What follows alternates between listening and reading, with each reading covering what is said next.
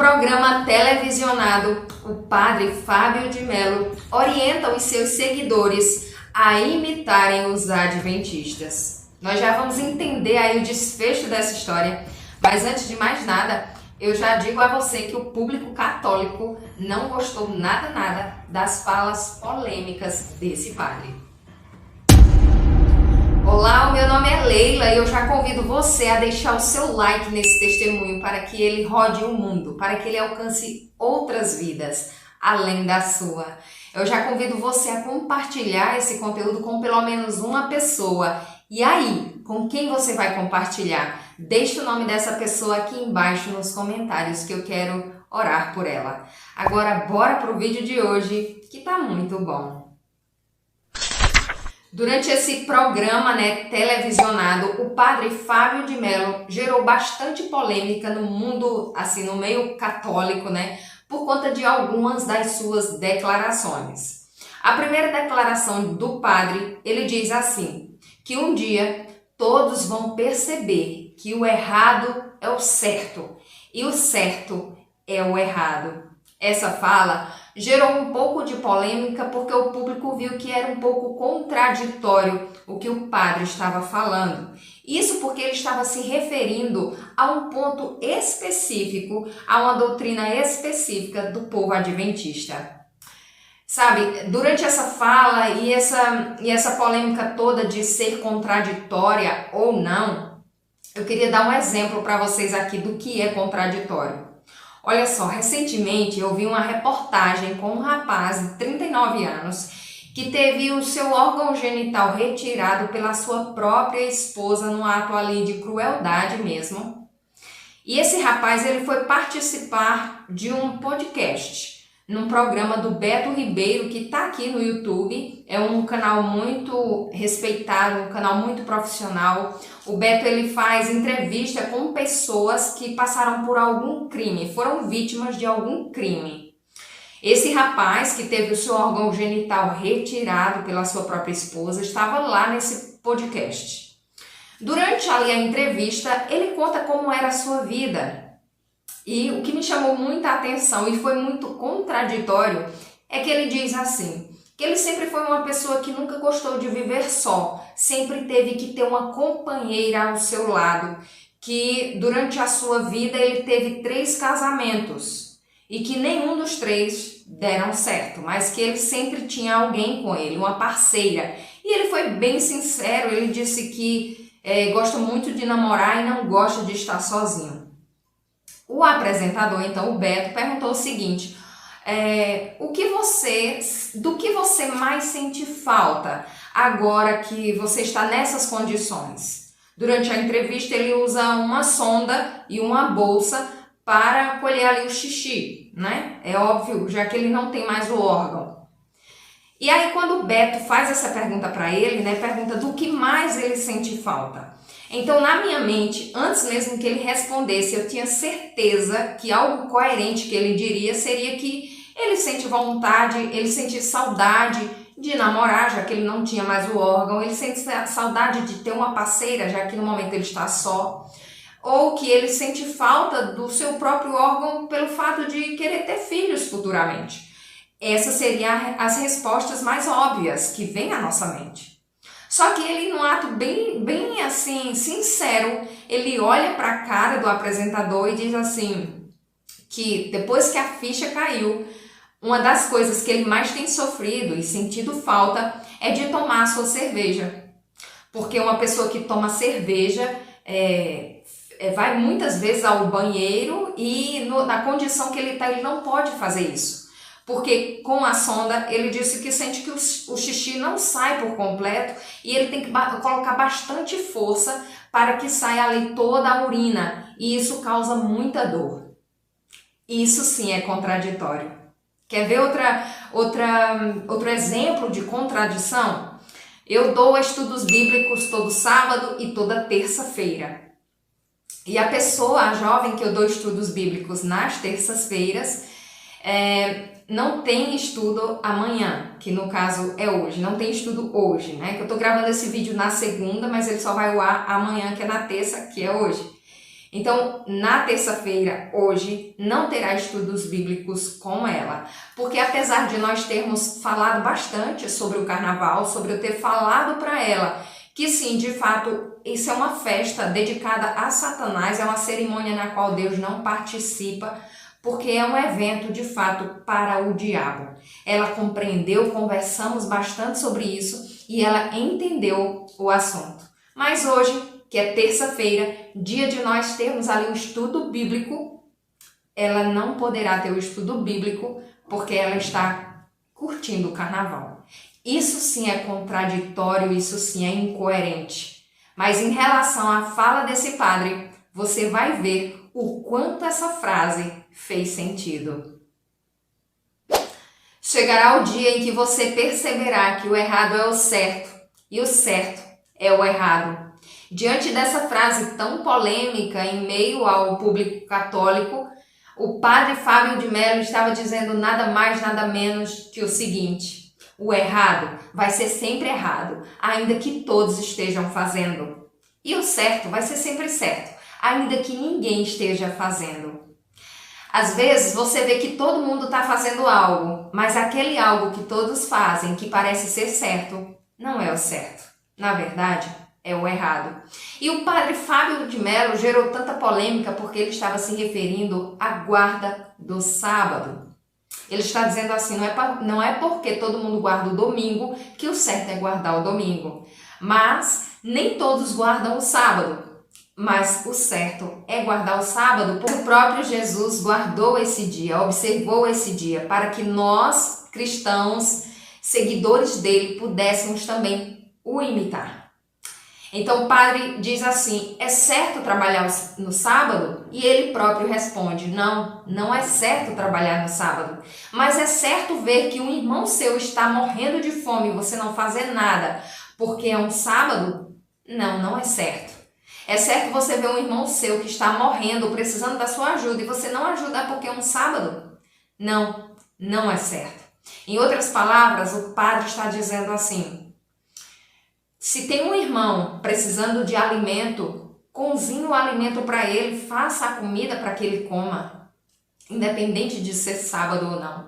Tem alguém precisando da sua ajuda, ajude, independente de ser sábado ou não. O que nós não podemos ter é exercer uma tarefa remunerada, porque aí nós não estaremos ajudando o próximo, mas nós estaremos ajudando a nós mesmos.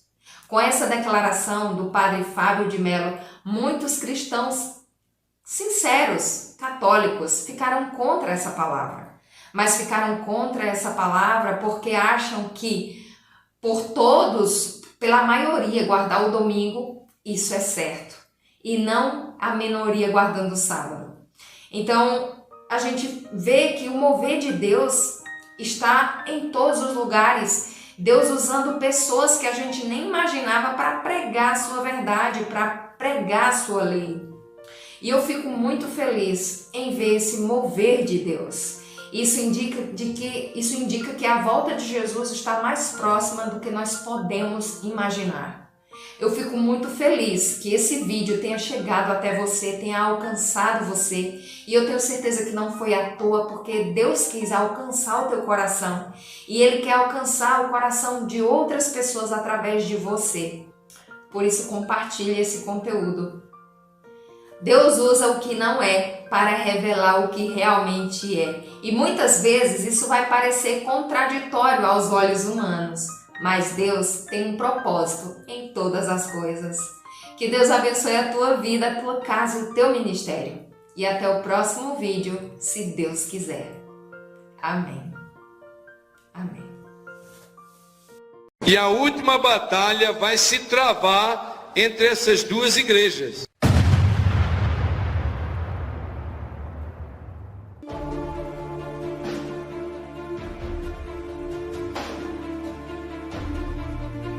Se você já leu e entendeu a Bíblia, a esta altura você já deve ter se dado conta que, na verdade, o conflito todo gira em torno de duas pessoas somente: Jesus contra Lúcifer. É por isso que tem dois bodes, só dois senhores, duas portas, somente dois caminhos, só duas cidades somente duas mulheres, só duas igrejas. Uma que veste de vermelho e roxo e a outra que veste de sol. Uma é Babilônia e a outra é a Nova Jerusalém. Assim como Babilônia é comandada por uma igreja que é a mãe das religiões e é composta por quase todas as denominações, a Nova Jerusalém também possui uma religião que defende as verdades da Bíblia que Babilônia derrubou e é composta por fiéis, filhos de Deus espalhados por todas as denominações. Os planos dos dois lados já estão na mesa, os segredos já foram revelados. Fazer parte de Babilônia ou do povo de Deus, a decisão é sua.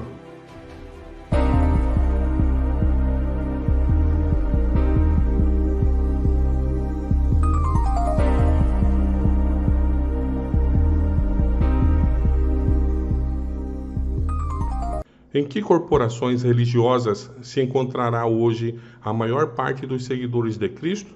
Sem dúvida, nas várias igrejas que professam a fé protestante. Ellen White, O Grande Conflito, página 383. É certo que há verdadeiros cristãos na comunhão católico-romana. Milhares na dita igreja estão servindo a Deus segundo a melhor luz que possuem. Não se lhes permite acesso à sua palavra e, portanto, não distinguem a verdade. Nunca viram o verdadeiro contraste entre um verdadeiro culto prestado de coração e um conjunto de meras formas e cerimônias. Deus olha para essas almas com compadecida ternura, educadas como são em uma fé ilusória e não satisfaz. Fará com que raios de luz penetrem as densas trevas que as cercam. Revelar-lhes-á a verdade como é em Jesus, e muitos ainda se unirão ao seu povo. Ellen White, O Grande Conflito, página 565. Apesar das trevas espirituais e afastamento de Deus prevalecentes nas igrejas que constituem Babilônia, a grande massa dos seguidores de Cristo encontra-se ainda em sua comunhão. Muitos deles há que nunca souberam das verdades especiais para este tempo. Não poucos se acham descontentes com sua atual condição e anelam mais clara luz.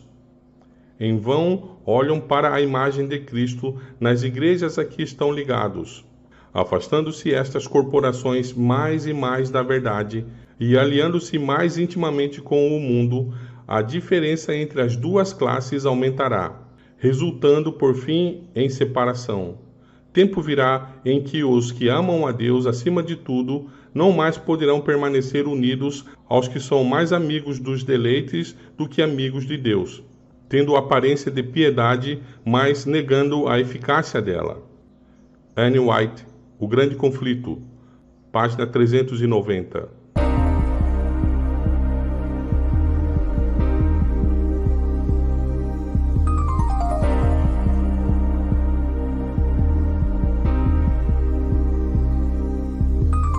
Nós, como igreja adventista, não somos mais uma igreja. Nós somos a igreja.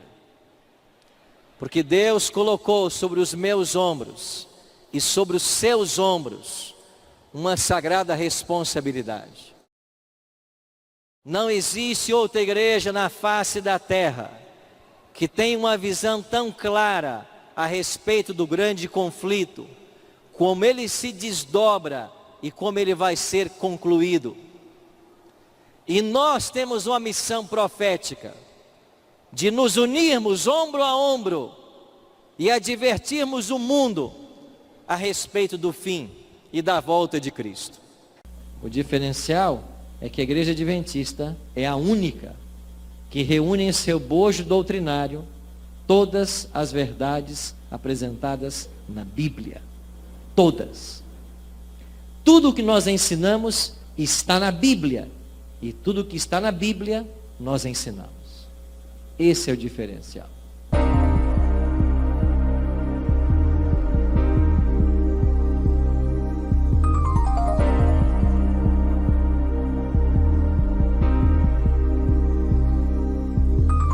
Nenhum erro modelo aceito pelo mundo cristão, fere mais audaciosamente a autoridade do céu, nenhum se opõe mais diretamente aos ditames da razão, nenhum é mais pernicioso em seus resultados do que a doutrina moderna, que tão rapidamente ganha terreno, de que a lei de Deus não mais vigora entre os homens. Ellen White, O Grande Conflito, página 484. Lembra-se que quando estudamos o Apocalipse 10, eu disse que só há, de fato, dois movimentos religiosos mundiais. Um é o sistema católico romano e o outro é a Igreja Adventista do Sétimo Dia. O sistema católico romano prega a guarda do domingo e a guarda das leis da Igreja. E a Igreja Adventista do Sétimo Dia prega a guarda dos mandamentos de Deus, permanece fiel a Ele e ao sábado, como sinal de obediência a Deus. Guarda o sábado, escutem a palavra de Deus, não escutem a palavra do homem. Lembre-se disso, não foi o Criador do universo em Gênesis 2, de 1 a 3, mas a Igreja Católica que teve a honra de conceder ao homem uma pausa do seu trabalho a cada 7 dias. A razão e o senso comum exigem a aceitação de uma ou de outra coisa, ou o protestantismo ou a guarda do sábado como um dia santo, ou o catolicismo e a guarda do domingo como um dia santo. Um meio termo é impossível, lembre-se dessa citação. Isso aqui é Roma falando, e ela diz, o domingo é de descendência católica romana, nós já lemos isso. E os protestantes não se dão conta dessa situação. E a citação segue. Você pode ler a Bíblia de Gênesis a Apocalipse. E você não vai encontrar uma só linha que autorize o domingo. E ele está certo. Estudou muito bem. E o cardeal Gibbons, ele conhece a sua Bíblia. Eles insistem então que o domingo é uma criação da Igreja Católica. É uma lei da Igreja Católica. E os protestantes dão honra à Igreja Católica quando eles obedecem. Agora, a parte das perguntas desse boletim, eles respondem que nesse assunto, o assunto do sábado, a Igreja Adventista do Sétimo Dia é a única denominação protestante consistente. Agora, isso aqui ocorreu em 1942 e eu lhes mostrei também que o cardeal escreveu aqui: as pessoas que pensam que as Escrituras deveriam ser a única autoridade teriam que, logicamente, converter-se em um Adventista do Sétimo Dia e deveriam guardar o sábado como santo. Agora, isso aqui é um assunto fascinante. E eles dirão, isto é história, Roma mudou, mas eu tenho notícias para vocês. Aqui está o desafio de Roma, e vem da internet, da página católica romana Immaculate Heart. Foi publicado em dezembro de 2003. Não faz muito tempo, não é verdade? Bem, deixe-me ler. E é algo fascinante. É fascinante que a Igreja Católica Romana tenha o que falar hoje em dia sobre esse assunto. Aqui estão as referências. Isto vem diretamente deles, não da minha parte. Eu não inventei isso. A maioria dos cristãos supõe que o domingo é o dia de adoração que a Bíblia aprova. A Igreja Católica protesta que ela transferiu a adoração cristã do sábado para o domingo e que tentar argumentar que a mudança se deu na Bíblia é algo desonesto, é uma negação da autoridade católica. Se o protestantismo quer se basear nos seus ensinos bíblicos, eles terão de adorar no sábado. Muito bem, esta é a Igreja Católica Romana falando hoje. Vocês acham que eles ainda vão mais longe? Isto seria interessante. O que será que eles têm ainda a dizer?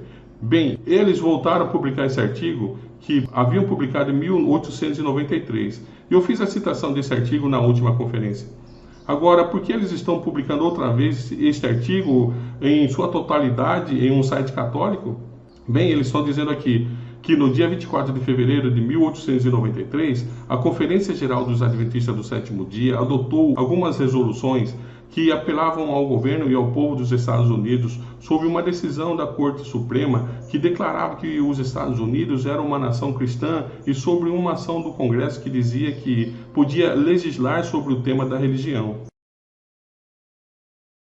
E em resposta a isso, no mesmo mês de março de 1893, a Associação Internacional da Liberdade Religiosa publicou essas resoluções em um folheto intitulado Apelo e Protesto. E havendo recebido um desses, o editor do jornal Espelho Católico, de Baltimore, em Maryland, publicou uma série de 4 editoriais que aparecem nesse periódico nos dias 2, 9, 16 e 23 no mês de setembro do mesmo ano lá. Esse periódico, chamado Espelho Católico, era o órgão oficial do cardeal Gibbons e do Vaticano nos Estados Unidos. Assim que este é um documento muito oficial que eles publicaram. E por que publicaram? Porque os adventistas do sétimo dia apelaram para manter a igreja e o Estado separados.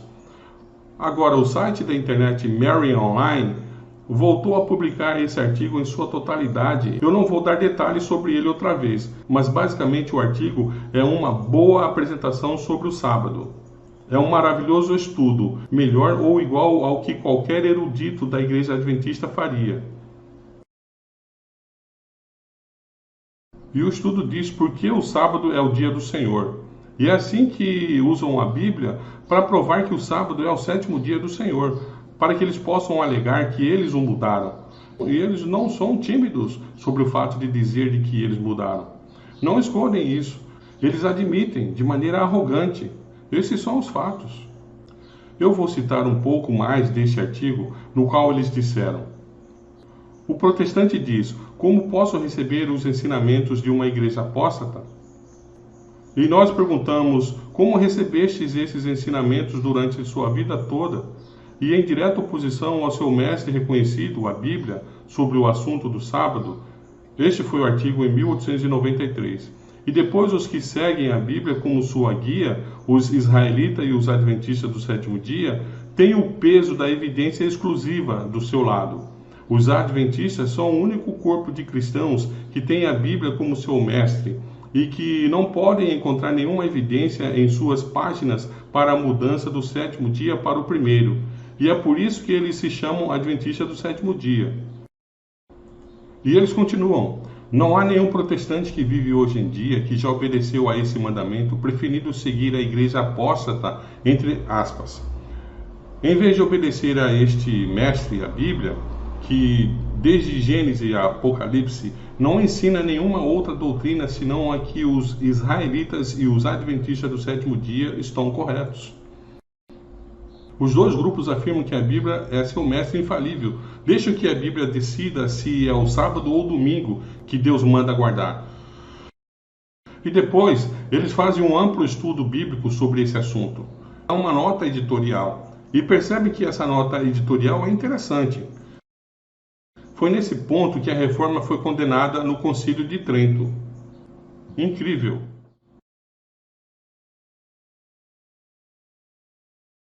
Vocês sabiam que toda a reforma falhou no Concílio de Trento por causa do assunto do sábado? Vocês sabiam disso? Incrível! Interessante! Vejam, os reformadores haviam constantemente acusado, assim como vem dito aqui, que a Igreja Católica havia apostatado da liberdade, assim como está contida na palavra escrita. A palavra escrita, a Bíblia, e somente a Bíblia. Assim diz o Senhor. Essas eram suas falas constantes. E as Escrituras, assim como estão escritas, são o único parâmetro de apelação. Esta era a plataforma proclamada pela Reforma e pelo Protestantismo. As Escrituras e a tradição é isso que a Igreja Católica dizia. A Bíblia, assim como interpretada pela Igreja e segundo o consenso unânime dos padres, esta era a posição e reivindicação da Igreja Católica. Este era o assunto principal do Concílio de Trento.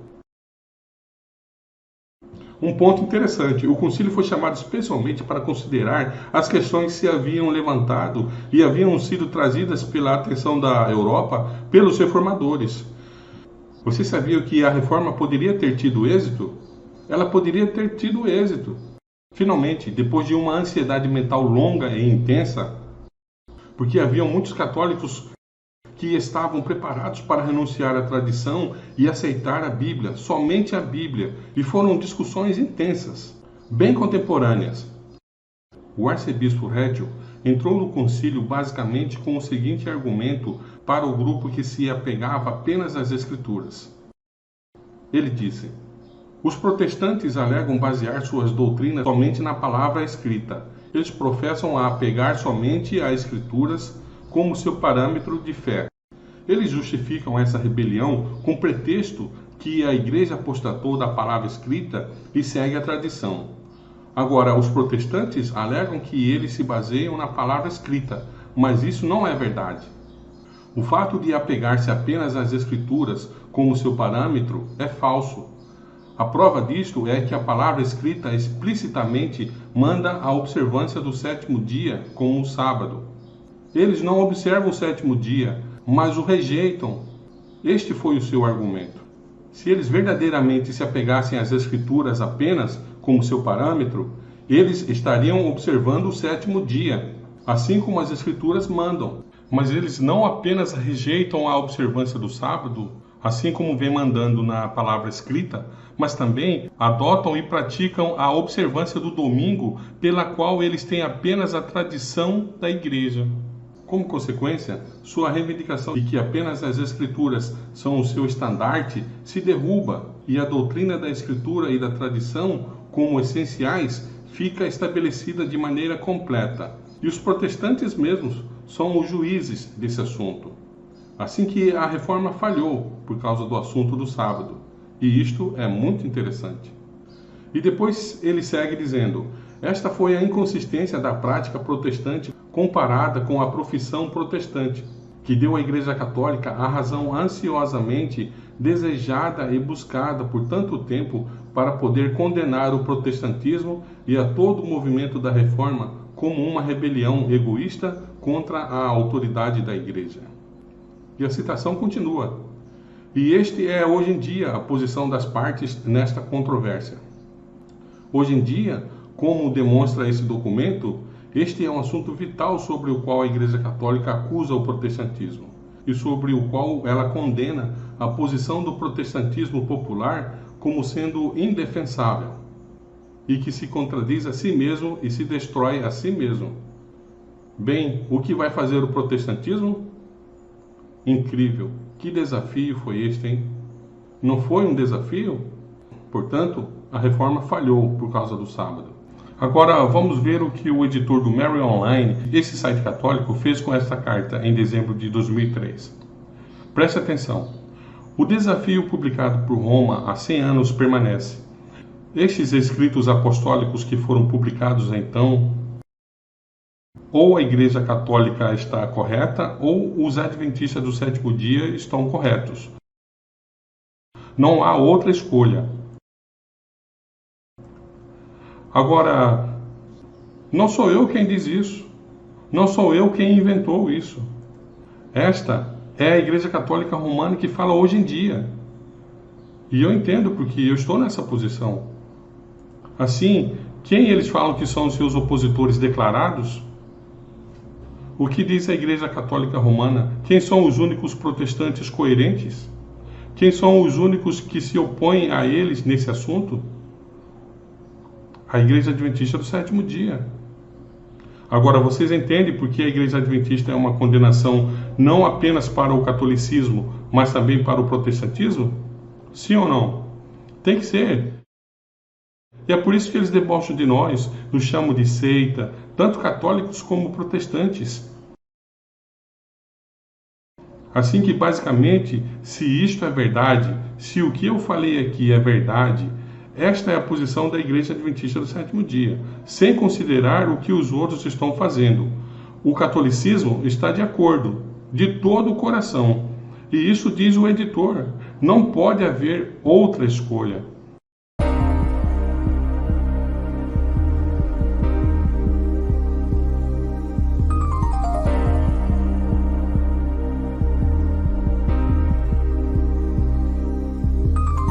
Mas os cristãos das gerações passadas observaram o domingo, supondo que assim fazendo estavam a aguardar o sábado bíblico.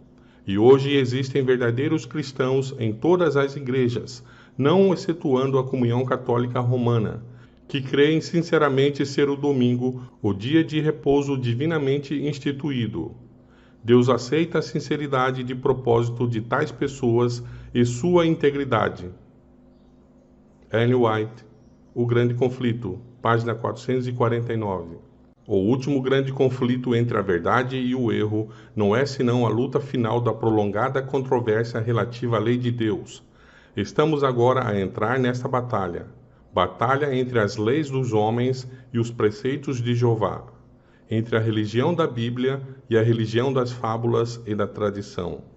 Ellen White, O Grande Conflito, página 482. E essa semana, o pastor Cesório César me procurou. E ele me deu um papelzinho que ele queria que eu lesse para vocês. E eu não tinha lido o papelzinho dele, mas eu fui ler o papelzinho que ele me deu. E eu achei muito interessante. Eu falei assim, eu vou partilhar com a igreja esse papelzinho. É uma história. Ele diz assim, eu vou ler para não ser traído pelas palavras. A história diz assim, numa viagem de avião entre a Europa e os Estados Unidos, o pastor Sean, que foi há muitos anos atrás um departamental da Conferência Geral, ele assentou-se ao lado de um sacerdote jesuíta. Estava viajando da Europa para os Estados Unidos, e ele sentou do lado de um sacerdote jesuíta, que é a seita mais radical da Igreja Católica. Os jesuítas são a seita mais radical da Igreja Católica. Durante a viagem, eles tiveram bastante tempo para conversar, e o pastor não se identificou como um pastor adventista, e levou a conversa para o terreno da união das igrejas. E perguntou ao jesuíta, qual é a sua opinião a respeito da união das igrejas? E o jesuíta lhe respondeu assim, olhem a resposta do jesuíta. Nós católicos não nos preocupamos com as igrejas populares ou carismáticas. Só há duas igrejas católicas no mundo, a católica romana e a católica adventista. Nossa preocupação está nesta última igreja, porque eles não vão se unir a nós. E a última batalha vai se travar entre essas duas igrejas. Amém?